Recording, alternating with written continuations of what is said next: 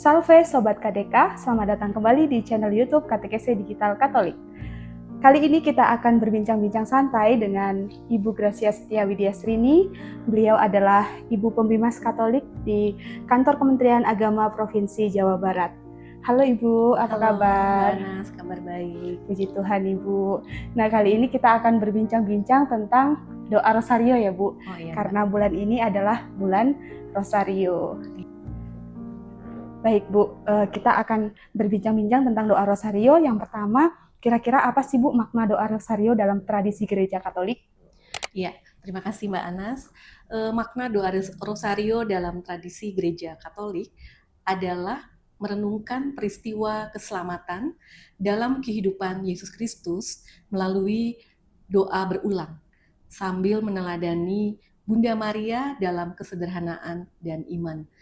Doa ini juga merupakan bentuk penghormatan kepada Bunda Maria sebagai perantara menuju kepada Yesus Kristus, sarana devosi pribadi dan keluarga, serta bentuk penyerahan diri kita kepada Tuhan dalam menghadapi persoalan hidup. Baik Ibu, berarti doa Rosario itu bukan berdoa kepada Bunda Maria ya Bu ya, Bukan. Tapi berdoa bersama Bunda Maria. Bunda Maria. Ya, umat Katolik itu kan senang sekali berdoa Rosario ya Bu, sampai pergi ke Gua Maria, berziarah sambil berdoa Rosario gitu. Kenapa sih Bu kok umat Katolik itu sangat senang, sangat suka berdoa Rosario? Iya. Ada beberapa alasan mengapa doa Rosario menjadi salah satu doa yang disukai oleh kita umat Katolik, yaitu salah satunya karena doa ini adalah doa yang sederhana, mendalam maknanya dan besar kuasanya. Doa Rosario menggabungkan kita dengan misteri inkarnasi dan misteri Paskah Kristus yang menyelamatkan. Dan doa Rosario merupakan doa bersama Bunda Maria untuk mengkontemplasikan wajah Kristus. Doa Rosario juga merupakan doa yang membuahkan damai sejahtera dan sukacita dan kasih. Dan doa Rosario merupakan doa keluarga dan juga doa bagi umat Katolik. Wah, ternyata doa yang sederhana ini banyak sekali maknanya ya Bu ya, menyimpan makna yang luar biasa sekali. Nah Ibu, kalau misalnya umat itu mau berdoa Rosario, apakah bisa berdoa setiap hari atau ada momen-momen tertentu nih Bu? Iya, baik. Rosario itu dapat didoakan setiap hari, tetapi di dalam tradisi gereja Katolik ada bulan Mei sebagai bulan Maria dan bulan Oktober sebagai bulan Rosario. Oh, jadi ada momen-momen tertentu ya Bu ya, ada 2 betul. bulan penting yaitu bulan Mei sebagai bulan Maria dan bulan Oktober. Berarti bulan ini ya Bu ya, betul. sebagai bulan Rosario. Kenapa sih Bu kok ada 2 bulan penting itu untuk berdoa Rosario? Ya, di dalam tradisi gereja Katolik, bulan Mei dan bulan Oktober itu memiliki makna tersendiri. Kedua bulan tersebut dianggap sebagai bulan yang dikhususkan untuk berdevosi kepada Bunda Maria. Devosi sendiri merupakan praktek ungkapan iman umat yang spontan dan lebih bebas, serta dapat dibawakan baik secara pribadi maupun bersama-sama. Dalam liturgi resmi, gereja mengungkapkan dan melaksanakan dirinya secara resmi. Bulan Mei sering disebut dengan bulan Maria, dan bulan Oktober sering disebut oleh umat Katolik sebagai bulan Rosario. Pada bulan Mei, di negara-negara 4 musim seperti Eropa yang sedang mengalami musim semi, kenapa musim semi dihubungkan dengan Bunda Maria? Hal ini dikarenakan Bunda Maria memiliki arti menjadi Hawa yang baru. Hawa sendiri artinya adalah ibu dari semua yang hidup. Bagi umat Katolik, Bunda Maria adalah Hawa baru yang merupakan inti dari semua yang hidup. Oleh karena itu, hal ini menjadi tradisi umat Katolik bahwa bulan Mei merupakan bulan dimulainya sebuah kehidupan yang baru.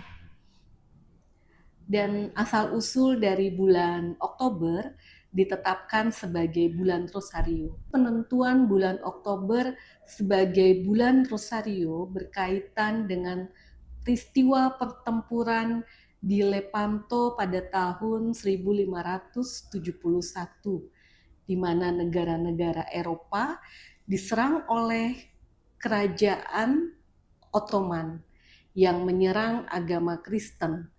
Terdapat ancaman genting saat itu bahwa agama Kristen akan terancam punah di Eropa. Jumlah pasukan Turki telah melampaui pasukan dari umat Kristen di Spanyol. Genua dan Venesia menghadapi ancaman ini, dan juga John dari Austria, komandan armada Katolik, berdoa rosario memohon pertolongan dari Bunda Maria. Demikian juga umat Katolik di seluruh Eropa itu berdoa rosario untuk memohon bantuan Bunda Maria di dalam keadaan yang mendesak ini. Dan pada tanggal 7 Oktober tahun 1571, Paus Pius kelima bersama-sama dengan banyak umat beriman berdoa rosario di Basilika Santa Maria Mercir. Dan sejak subuh sampai petang, doa rosario itu tidak berhenti didaraskan di Roma untuk mendoakan pertempuran di Lepanto. Walaupun nampaknya mustahil ya Mbak Anas ya, Iya, Bu. namun pada akhirnya pasukan Katolik menang pada tanggal 7 Oktober. Kemudian Paus Pius kelima menetapkan peringatan Rosario dalam misa di Vatikan setiap tanggal 7 Oktober.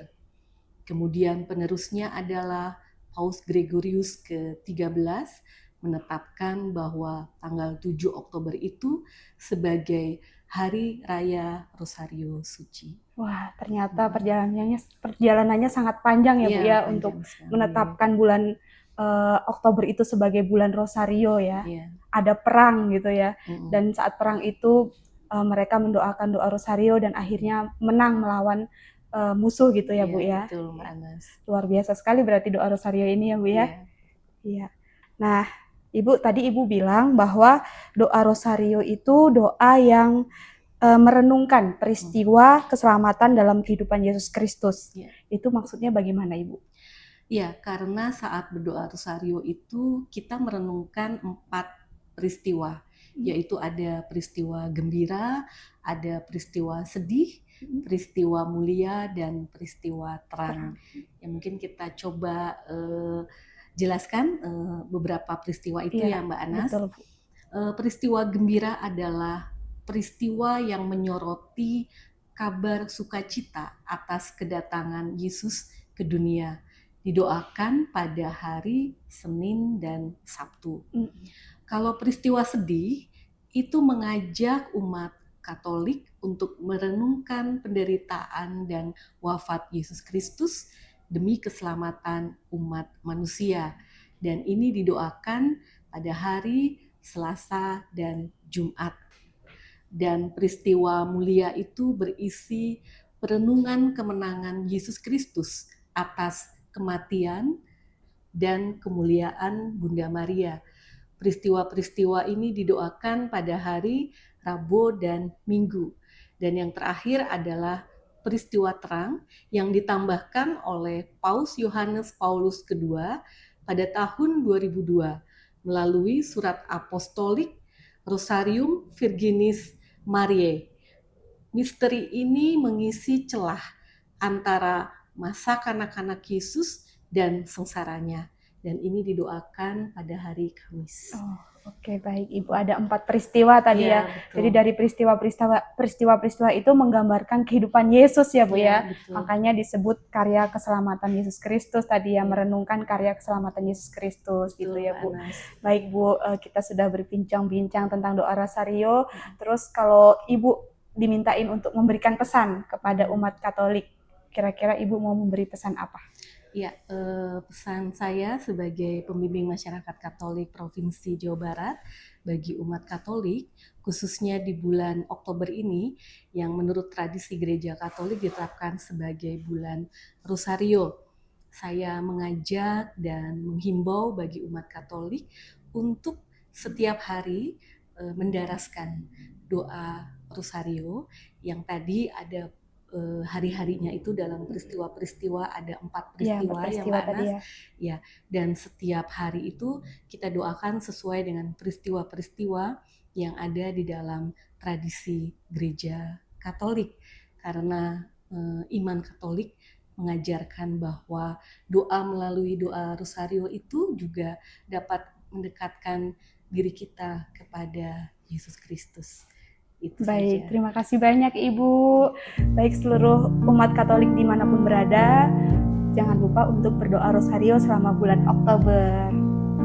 Terima kasih sudah menonton. Terima kasih Ibu. Sama Mbak Anas.